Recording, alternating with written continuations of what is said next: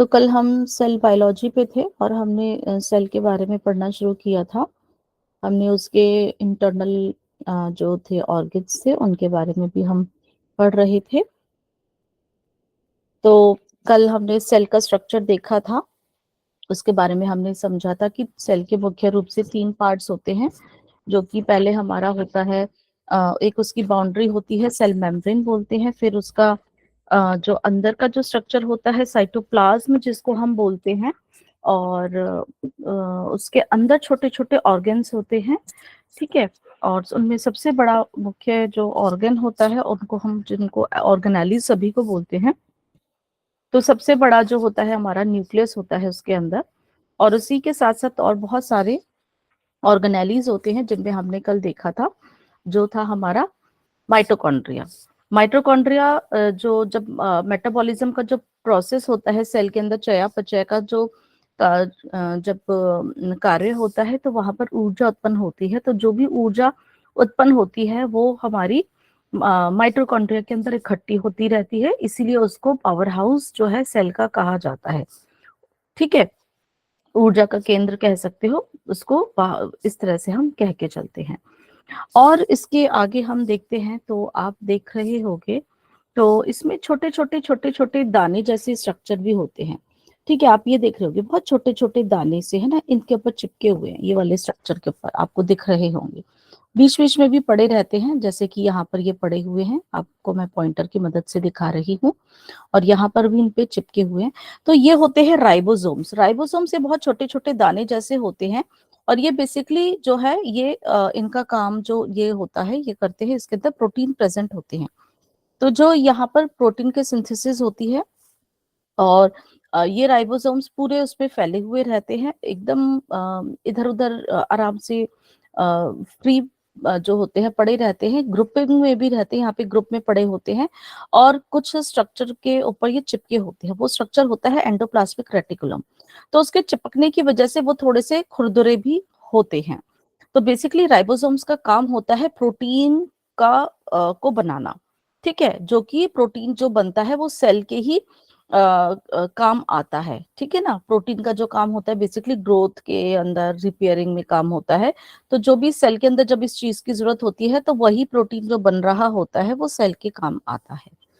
फिर इसमें स्ट्रक्चर जो हमने भी बोला एंडोप्लाज्मिक रेटिकुलम, ये जो आप देख रहे हो इस तरह का जो स्ट्रक्चर है, ये घुमावदार सा एक दूसरे के साथ ये जो है चेन सी बंधी हुई है, कैनल टाइप है।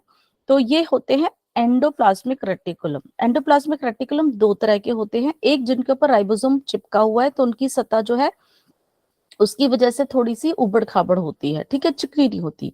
और एक जिनके ऊपर राइबोसोम चिपका नहीं होता, वो चिकनी होती है, ठीक है। तो वो होती है स्मूथ एंडोप्लाज्मिक रेटिकुलम, क्योंकि वहां पे ऊपर रफ नहीं होता है। और यहाँ पर ribosomes, because of the presence of the ribosomes, the edges, the surface of the endoplasmic reticulum becomes the rough.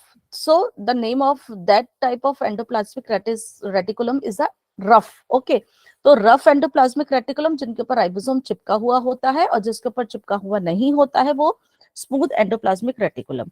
तो इससे जो है हमेशा रफ एंडोप्लाज्मिक रेटिकुलम के साथ हमेशा जो होता है राइबोसोम्स जुड़े रहते हैं, और इनके ऊपर ही प्रोटीन का निर्माण होता रहता है।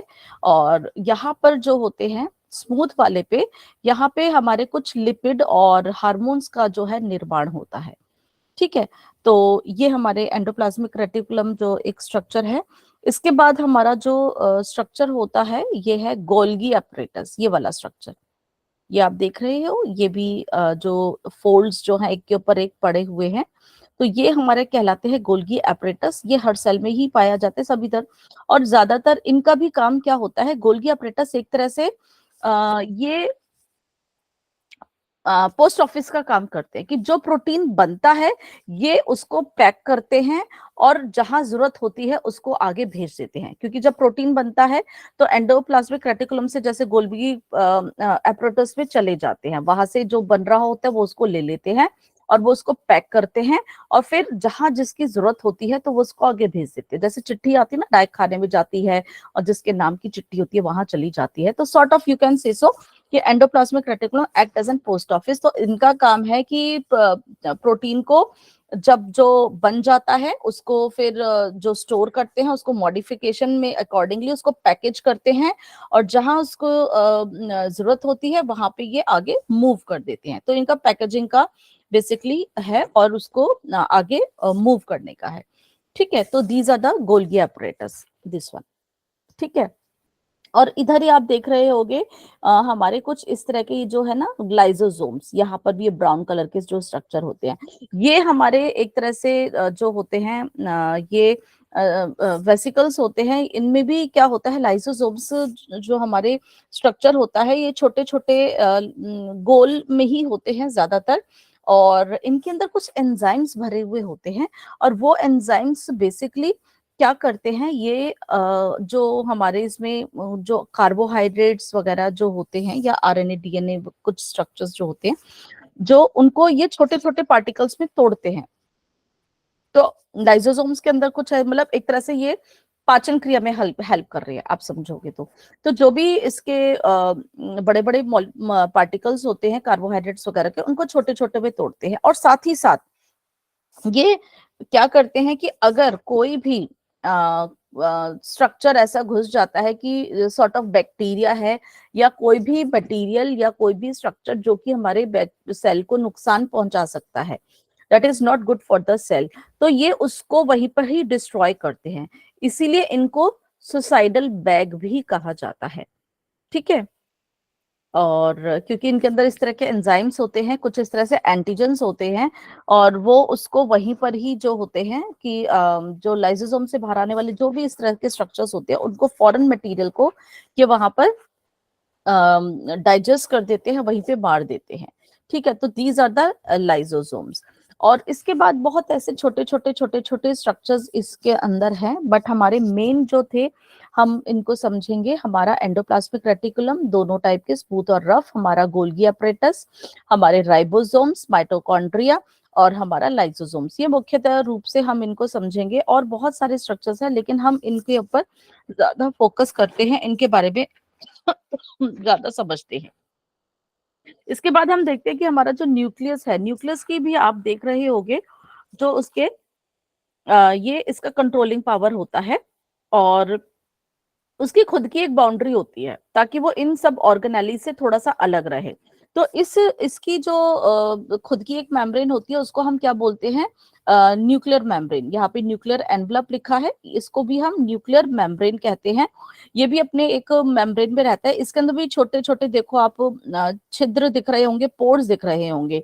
तो जिन सब्सटेंस की जरूरत होती है न्यूक्लियस को, वो उन्हीं से पार होकर इसके अंदर आ जाते हैं। और अगर कुछ ऐसे कुछ भी सब्सटेंस होते हैं जिनको बाहर जाने की जरूरत होती है, तो इन छेदों से ही उसका आदान प्रदान होता है। और इसकी भी खुद की एक मेम्ब्रेन होती है जिसको हम बोलते हैं न्यूक्लियर मेम्ब्रेन। न्यूक्लियर मेम्ब्रेन इसके भीतर जो हमारा होता है, एक उसका मेन स्ट्रक्चर होता है जिसको हम बोलते हैं न्यूक्लियोलस, हम बोलते हैं न्यूक्लियोलस। और उसके बाहर भी जैसे हमारे साइटोप्लाज्म में यहाँ पर एक फ्लूइड था, तो ऐसे ही न्यूक्लियस के अंदर भी इसके उसमें वहां पर एक फ्लूइड रहता है जिसको हम बोलते हैं न्यूक्लियोप्लाज्म। वो न्यूक्लियर का प्लाज्मा लाइक स्ट्रक्चर होता है। अब ये जो न्यूक्लियस होता है इसको हम आगे की स्लाइड में हम देखते हैं। Yes, nucleus. तो न्यूक्लियस के आप ये देख रहे हो कि इसकी बाउंड्री है, जो कि हम इसको कहते हैं न्यूक्लियर मेम्ब्रेन। बीच बीच में यहाँ पे पोर्स होते हैं, these are the nuclear pores, जहां से जो किसी भी सब्सटेंस का जो है आना जाना होता है, जो भी इसको जरूरत होती है वो अंदर जाता है, बाहर आता है। फिर इसके अंदर भी इसका एक पार्ट होता है जो कि इसको हम न्यूक्लियोलस कहते हैं। ये भी इसको कंट्रोल करने का, इसका भी खुद कंट्रोल करने का एक तरह से ये कंट्रोलिंग होता है न्यूक्लियोलस। और यहाँ पे हमारा जेनेटिक मटेरियल बिखरा हुआ होता है जो कि क्रोमेटीन की फॉर्म में है। ठीक है, तो न्यूक्लियस के अंदर हमारा जेनेटिक मटेरियल होता है जो कि हमारा हर एक पीढ़ी से दूसरी पीढ़ी पे जो हमारी जो भी इंफॉर्मेशन जाती है, वो जो जेनेटिक मटेरियल होता है वो यहीं पर ही होता है, जो कि डीएनए से बना होता है, डीएनए और प्रोटीन से बना होता है। तो ये जो धागे की तरह जो स्ट्रक्चर दिख रहे हैं ये क्रोमेटीन होते हैं, और ये मेन हमारा जेनेटिक मटेरियल को कंट्रोल किए हुए होता है। ठीक है, यही हमारा जो है क्रोमोसोम्स की स्ट्रक्चर ले लेता है। ओके, तो आप ये मैं अब करा चुकी हूँ, इसको हम देख लेते हैं। तो केंद्रक की ऊपरी परत को केंद्रक कला या न्यूक्लियर मेम्ब्रेन कहते हैं, ये हमने अभी करा था। उसके भीतर के लिक्विड को हम न्यूक्लियोप्लाज्म कहते हैं। उसके अंदर जो हमारे ये जो थ्रेड्स हैं, यही हमारे क्रोमेटिन और यही हमारे क्रोमोसोम्स जो होते हैं, ये मैंने अभी आपको बताया। जो क्रोमेटिन होते हैं ये हमारे प्रोटीन और डीएनए से मिले हुए होते हैं, हिस्टोन्स जो हमारे होते हैं, इससे इनकी जो फॉर्मेशन होती है। तो यही क्रोमेटिन हमारे, इसमें कई क्रोमोसोम्स होते हैं और उन्हीं के अंदर हमारे जो जेनेटिक इंफॉर्मेशन है वो वहां पर रहती है, जीन्स जिनको हम कहते हैं, जो कि हमारा हेरिडिटी करेक्टर्स या हेरिडिटी इंफॉर्मेशन को स्टोर किए हुए होते हैं। ठीक है, तो ये हमारा न्यूक्लियस का स्ट्रक्चर है। अब जब सेल, जब हमारे हम देखते हैं कि हमारी जब ग्रोथ होती है, ये जो सेल है 1 से 2, 2 से 4, 4 से 6, इस तरह का सेल का जो है इनकी डिवीजन होती है और ये आगे डिवाइड होते रहते हैं और एक से अनेक बनते जाते हैं और हमारे शरीर की इसमें क्या होती है, ग्रोथ होती है। ठीक है, तो हमारे शरीर की ग्रोथ के लिए या कोई एक सेल अगर खत्म हो गया है, वो टूट गया है, तो नया बनेगा, है ना। तो वो जो एक से जो दूसरा सेल बनता है हमारे शरीर में, जब भी कोई डेवलपमेंट होती है, ग्रोथ होती है या उसको उसका रेप्लिका होता है, मल्टीप्लाई होते हैं, तो वो सेल का मल्टीप्लिकेशन होता है, उसको हम बोलते हैं सेल डिवीजन। तो सेल डिवीजन जो होती है मुख्यतः हमारी 2 तरह से होती है, या हम उसको सेल रिप्रोडक्शन भी कहते हैं, क्योंकि सेल अपने आप को ही रिप्रोड्यूस कर रहा है, दोबारा से अपने आप को बना रहा है, तो उसको हम सेल रिप्रोडक्शन भी कहते हैं। तो सेल रिप्रोडक्शन या सेल डिवीजन 2 तरह से होती है। एक होती है माइटोसिस, जो कि हमारे शरीर के जितने भी सेल्स हैं उनमें पाई जाती है, और एक होती है मियोसिस। जो मियोसिस जो डिवीजन होती है वो सिर्फ रिप्रोडक्टिव जो हमारे जो सेल्स होते हैं उसी में ही पाई जाती है, जो हमारे सेक्सुअल ऑर्गन से रिलेटेड होते हैं। बाकी जितने भी हमारे शरीर के सेल्स हैं, सब में माइटोसिस वाली डिवीजन होती है, जिसको हम इनडायरेक्ट सेल डिवीजन भी कहते हैं। इसके हमारे कई सारे फेजेस होते हैं, जैसे कि इस पिक्चर में आप देख रहे हो। हाँ, हम अभी पहले माइटोसिस पढ़ते हैं। यस, माइटोसिस में जो भी एक्चुअली क्या होता है कि हर सेल की एक लाइफ होती है ना। जैसे औसतन हम एक मनुष्य है, हम सबकी जो उम्र है लगभग लगभग औसतन हम वैसे 100 मान के चलते हैं। तो उसके बाद क्या होता है कि हमारी मृत्यु हो जाती है, ठीक है ना। तो ऐसे ही हर सेल का एक लाइफ दिया हुआ है। उस जो भी उसकी लाइफ है, कुछ दिनों की है, कुछ हफ्तों की है, कुछ सालों की है, या कैसे भी है, उसके बाद वो टूट जाता है। तो टूटने से पहले वो अपने आप को जो है दोबारा बनाता है, ताकि वो जो है कॉन्टिन्यूशन जो है उसकी जो चेन जो है चलती रहे, ताकि हमारे जब तक, क्योंकि हम हमारी जब तक जिंदगी है, हमारे शरीर के अंदर वो चीजें चलती रहती हैं, फंक्शनिंग के लिए बहुत ही इंपॉर्टेंट है। ठीक है ना। तो कुछ सेल ऐसे होते हैं जो हमें बचपन से ही मिले होते हैं, वो हमारी ताउम्र जब तक हम जीवित होते हैं वही तब तक चलते रहते हैं। बाकी कुछ सेल्स होते हैं जो कि हम बनते रहते हैं, बिगड़ते रहते हैं। जैसे कि हमें जब भी चोट लग जाती है, आप देखते होगे ना, आपकी स्किन जो है, कई बार आपने देखा होगा स्किन चेंज होती है, आपकी स्किन उतर जाती है, नई बन जाती है। हाँ, तो ये इस तरह के ही हमारे, आप सिंपल देखोगे, आपके नाखून है, आप काट देते हो, आप अपने बाल हैं उनको काट देते हो, फिर से वो आ जाते हैं, है ना। तो वो टूटते रहते हैं, बनते रहते हैं, और जितने भी हमारे शरीर के सेल्स है ना, सब में ही यही पे होता है। कहीं से आपका कट जाता है, खून बहता है, फिर वो वहीं पे क्लॉट हो जाएगा, रुक जाएगा। तो हर जगह के कुछ सुए सेल्स टूटते रहते हैं, और लगातार हमारी बॉडी के अंदर ये क्रम चलता रहता है, टूटते रहते हैं, मर जाते हैं, फिर उनकी जगह नए सेल ले लेते हैं, नए बन जाते हैं। तो वो सेल डिवीजन निरंतर चलता रहता है माइटोसिस प्रक्रिया के वजह से। तो बॉडी के अंदर माइटोसिस एक्चुअली हमारे जो स्टेजेस होते हैं, जो इसमें क्या होता है कि एक उसमें हमारा जो है 1 से 2 बनते हैं माइटोसिस में। एक जब सेल टूटता है, तो जब वो 1 से 2 बनते हैं माइटोसिस क्रिया में, एक सेल 2 को बनाता है। ठीक है, तो ये हमारी बॉडी की ग्रोथ के लिए, रिपेयर के लिए बहुत ही जरूरी है, एक प्रक्रिया है, कॉन्टिन्यूअस प्रोसेस है। तो इसके अंदर हमारी कुछ स्टेजेस होती हैं जिनको कि हम स्टेज 1, स्टेज 2, स्टेज 3 या स्टेज 4 के रूप में भी पढ़ सकते हैं, या हम प्रोफेज, मेटाफेज, एनाफेज और टीलोफेज के रूप में पढ़ते हैं। इसके अंदर आप पिक्चर में देख रहे होंगे, एक सेल होता है, एक से धीरे धीरे धीरे धीरे हमारे वो पहले उसके अंदर कुछ चेंजेस हो रहे हैं, मैं अभी आपको बताती हूँ क्या हो रहे हैं, और फिर वो हमारे एंड में आप देखोगे हमारे 2 सेल में बन जाता है। तो सबसे पहला जो हमारा सेल है आप देख रहे हो, उसके अंदर न्यूक्लियस है ब्लू कलर का, ठीक है ना। तो ये हमारा इसके अंदर जो पूरा जो स्ट्रक्चर होते हैं, न्यूक्लियस की डिवीजन हम इधर समझ के चलते हैं कि क्या होता है। बाकी सारे जो इनके ऑर्गन्स हैं वो आधे आधे बन जाते हैं जितने भी हैं। तो न्यूक्लियस का मेन हम इसमें विभाजन जो समझ के चलते हैं, जो न्यूक्लियस के अंदर जो क्रोमेटिन थ्रेड्स थे, आप इधर देख रहे होंगे, ये जो क्रोमेटिन थ्रेड्स थे, न्यूक्लियोलस है और क्रोमेटिन थ्रेड्स थे।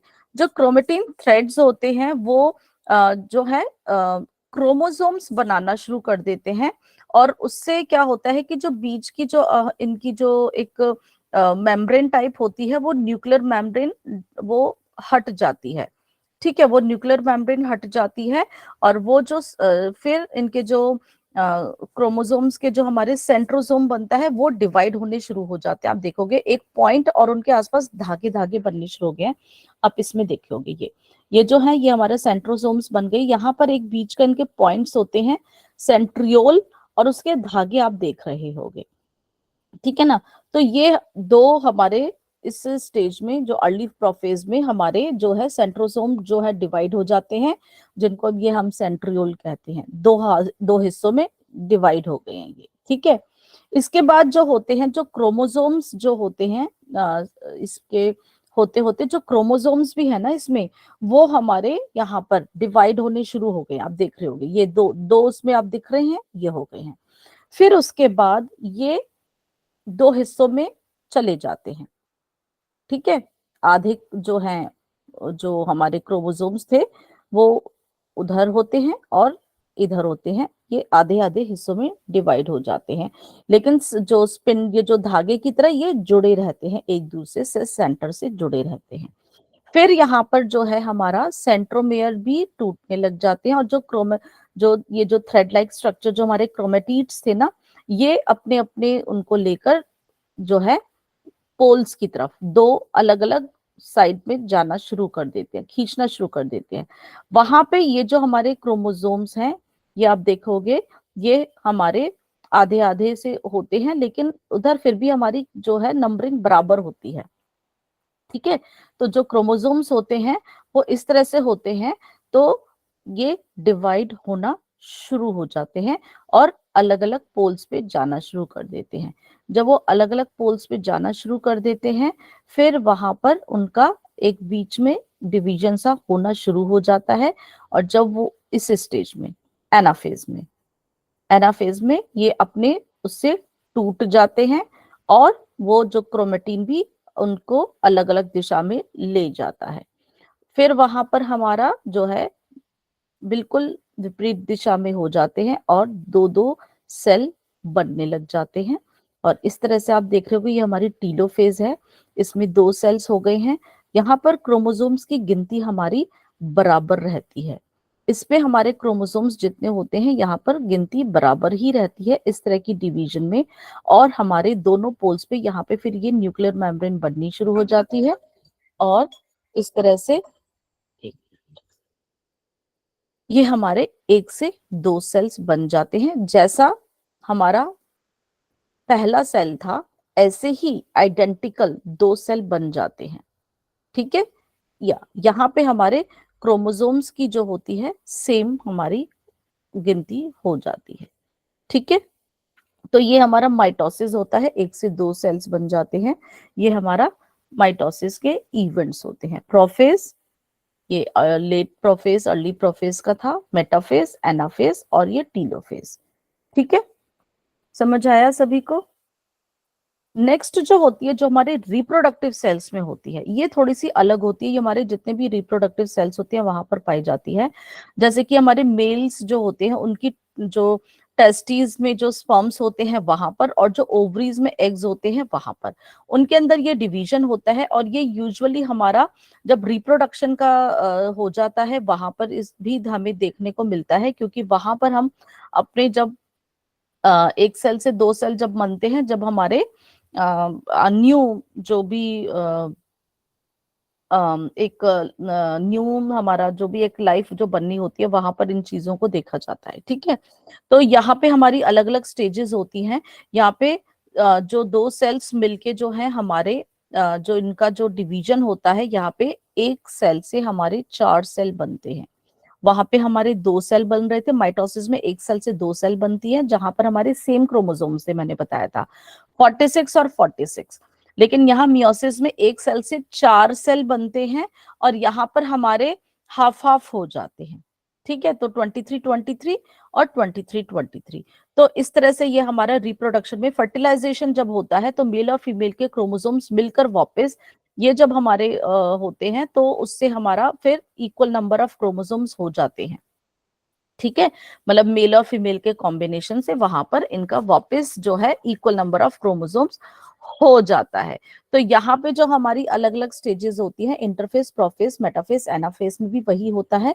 सेंट्रोसोम जो हमारा यहाँ पर बन रहा है आप देख रहे हो, और यहाँ पर हमारे जो सेंट्रियोल अलग अलग हो जाते हैं। यहाँ पर हमारे नंबर ऑफ क्रोमोसोम्स जो हैं आपस में यहाँ पे हाफ हो जाते हैं। स्पिंडल फॉर्म जो धागे की शेप में अलग अलग पोल्स पे चले जाते हैं, जब वो अलग अलग पोल्स पे जाते हैं तो हाफ हाफ हमारे क्रोमोसोम्स हो जाते हैं। इसमें माइटोसिस में हमारे इक्वल नंबर ही रहते हैं, लेकिन यहाँ पे हमारे हाफ हाफ हो चले जाते हैं। फिर वो 23 और 23 रह के दो हमारे सेल्स बनते हैं, फिर उन दो से भी हमारे दो बनते हैं। तो इस तरह से हमारे यहाँ पर 4 सेल्स जो है वो बनते हैं। ठीक है, यहाँ पर हमारे क्रोमोसोम्स जो होते हैं 23 और 23 हाफ नंबर हो जाता है। तो ये हमारी मियोसिस की स्टेज होती है। ठीक है, और जब मेल और फीमेल का कॉम्बिनेशन होता है, जब एक न्यू बॉर्न जब हमारा बनता है, तो वहां पर इनके कॉम्बिनेशन से जो उस न्यू बॉर्न में जो सेल्स बनते हैं वो हमारे इक्वल ही हो जाते हैं। तो ये जो हमारे 23 जो क्रोमोसोम्स की हम बात कर रहे थे, 46 क्रोमोसोम्स होते हैं, ये पेयर में हमारे होते हैं। तो हम एक उसमें देखते हैं 23-23, तो 23 पेयर्स में हमारे पास होते हैं। ठीक है, तो 22 पेयर्स हमारे सब आइडेंटिकल होते हैं, लेकिन जो 23rd पेयर होता है उस पेयर के पास हमारी जो जेनेटिक इंफॉर्मेशन होती है वो XY और XX के रूप में होती है। तो वहां पर ही हमारे कॉम्बिनेशन से हमारे की जो चाइल्ड होगा कौन सा होगा, डॉटर होगी या सन होगा। तो ये क्रोमोसोम्स और ये क्रोमोसोम्स आपस में जब उनका जो यूनियन होता है वहां पे ही एक चाइल्ड का पता चलता है कि वहां पे कैसे होगा। और ये किसी को भी नहीं पता, क्योंकि फादर और मदर का यूनियन जब होता है तो कौन सा क्रोमोसोम्स जो है वो मिल रहा है, नोबडी कैन नो। और वो उसी समय जब यूनियन होता है, जो फर्टिलाइजेशन होता है, तो वो वहीं पर ही इसका जो है एक्चुअली काम हो जाता है कि कौन से सेल का इस किसके साथ यूनियन हुआ है। तो अगर एक्स जो फादर का है एक्स से मदर से मिलता है तो इसका मतलब उनकी डॉटर होने के चांसेस हैं, और अगर वाई है तो एक्स है तो उसका सन होगा। वाई और एक्स फिर से जो है वो सन के चांसेस है, और एक्स एक्स का जो है डॉटर है। तो मेल में जो है एक्स और वाई का डिटर्मिनेशन होता है, क्रोमोसोम से पता चलता है कि वो मेल होगा, और एक्स एस जो होता है फीमेल होगा। तो उनके कॉम्बिनेशन से ये पता चलता है कि किनके चांसेस ज्यादा होते हैं।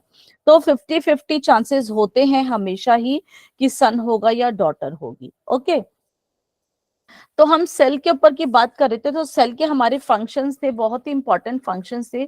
तो हमारा एक सेल क्या क्या काम करता है, रेस्पिरेशन का करता है, क्योंकि वहां पर जब ऑक्सीजन इंटरनल आती है, जो एनर्जी क्रिएट होती है उस ऑक्सीजन की मदद बढ़ती है, वहां पे रेस्पिरेशन का काम भी होता है। एसिमिलेशन का भी काम होता है कि प्रोटीन बन रहा है, पैक हो रहा है, जहां उसका काम है जा रहा है। ठीक है, एक्सक्रीशन, मान लो जो भी वेस्ट प्रोडक्ट्स बनते हैं, अगर आपका जो मेटाबॉलिज्म के प्रोसेस के दौरान ऑक्सीजन जब इनटेक होता है, कार्बन डाइऑक्साइड भी उसका आउटपुट होता है, तो उसको बाहर निकालना जरूरी होता है। या कोई भी अगर बैक्टीरिया या हार्मफुल एजेंट अगर अंदर अंदर आ जाता है तो उसको एक्सक्रीट करना जरूरी होता है। और सेल की ही विशेषता है कि उसी के अंदर ग्रोथ और रिपेयर होती है, तभी हमारी बॉडी की डेवलपमेंट भी होती है। And reproduction is also the function of the cell, because of this reproduction तभी हमारी जो है आगे लाइफ पॉसिबल है। हमारे सेल्स का मल्टीप्लिकेशन होने की वजह से ही हमारी भी बॉडी का ग्रोथ होता है। इरिटेबिलिटी, बिकॉज अगर कोई भी बाहर आपका टॉक्सिक एजेंट या कोई भी फॉरेन मटेरियल बॉडी के अंदर घुसा है, तो इरिटेबिलिटी के कारण ही उसका जो है एक्शन होता है, and that is a movement. कई सेल्स के अंदर हमारी मूवमेंट भी होती है। उनके अंदर अगर हम इनिशियल की पिक्चर देखेंगे, एक्सक्यूज मी या ma'am. This is a cilium like structure. तो कई बार एक ही डायरेक्शन में मूवमेंट होता है। अगर हम देखेंगे आगे की क्लासेस में, मैं बताऊंगी आपको, जैसे ब्लड है, ब्लड जो हमारा फ्लो कर रहा है ना, वो तो उसकी है। तो जो हमारे उसके अंदर जो ब्लड के सेल्स हैं वो फ्लो करते हैं। या हमारी जो एग होता है, जो फीमेल्स में जो एग होता है, या मेल्स का जो स्पर्म होता है, उसके अंदर भी जो मूवमेंट होता है, तो वो भी सेल का एक फंक्शन है। बिकॉज अगर उनकी मूवमेंट नहीं होगी तो आगे का काम नहीं होगा। ठीक है, तो these are the function basically of the cell. आज हमारा सेल का ये ही टॉपिक है। अगर किसी का कोई प्रश्न है तो आप पूछ लीजिए, अदरवाइज मैं इसको आगे कंटिन्यू करती हूँ। यस मैम, एक क्वेश्चन क्वेरी है। जी।